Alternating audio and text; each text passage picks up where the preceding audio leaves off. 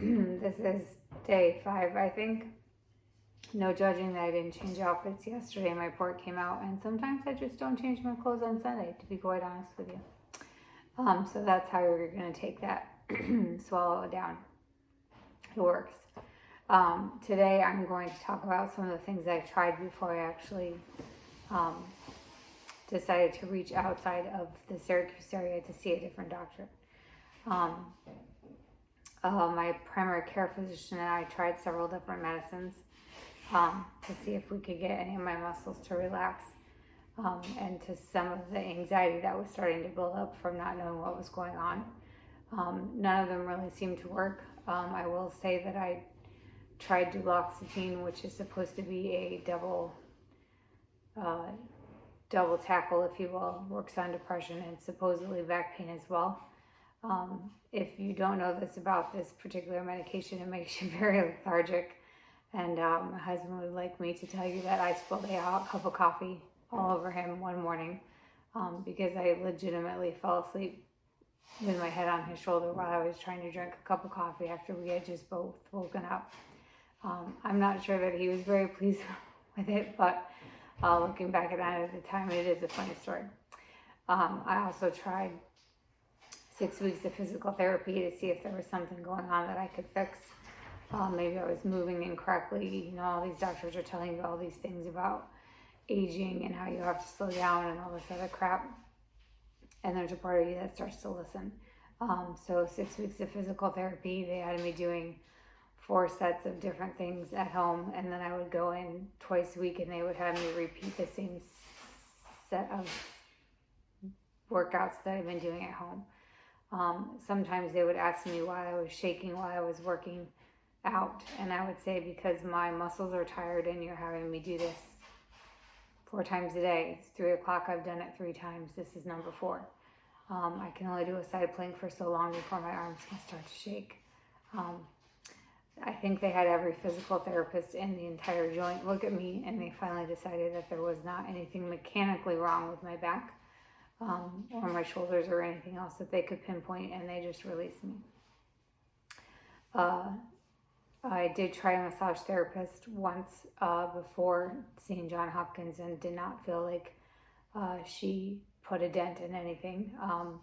It was actually recommended that I continue to see a massage therapist once a tentative diagnosis was made, but that was its own form of water torture because they wanted me to do like a deep tissue massage, which is when they really get in there at the fascia, and that was like working out all by itself.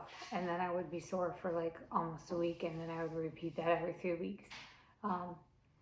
So I kind of canceled that on my own in a way of saving money and just decided to start rolling myself out more if I could. I increased my yoga, thinking that maybe I just needed to increase my balance as a whole. Unfortunately, some yoga teachers don't know enough to not come and try to move you. So sometimes they would come try to move me into what they thought was proper alignment, which is not proper alignment that my body could align to. So I stopped going to classes and started doing yoga by myself. I also tried some Tai Chi to increase my balance, which was kind of fun in its own regards, except for a little complicated. I do like my MMX tapes. I still sometimes throw those in there, even though I know they're going to make me sore, but a little self-defense action never hurts anybody. I'm trying to teach kids that too. I think that's about wraps up everything that I tried. At this point, I still knew that something was going on with my body. My feet were cramping in my shoes at work. I was having a harder and harder time standing all day at work. The more I talked, the more I would lose my voice, which they say is normal because your voice box is just another muscle. The more you talk, the more you lose it. You start to realize that gardening, pulling weeds, things like that are not things that you can do with validity anymore because your arms get tired and you just have to stop, or your hands cramp. Sometimes even just talking on the phone, I have to keep switching hands until I'm done with the phone call because my hands will cramp when I'm holding the phone. So we sent my chart to John Hopkins, and they said that they didn't think that, they thought that everything had been done down here that could be done, but if I wanted to call, I could.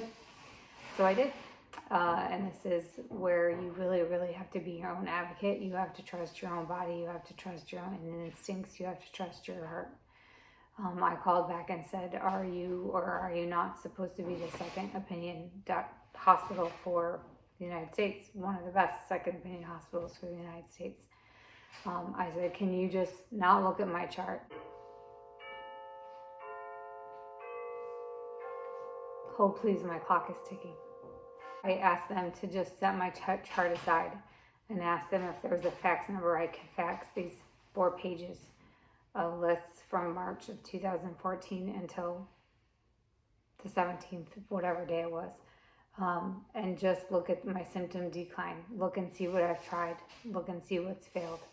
The only thing that has made any sense and that has helped was my primary care finally put me back on benzodiazepine, which is what they put me on when they found my cysts. That helped me kind of regain a little of my balance and a little bit of my muscle control. Relaxes the cerebellum and lets your muscles relax. And that was the only thing that seemed to have helped, which coincidentally is one of the first treatments they used for stiff person syndrome. So I kind of went in line with that.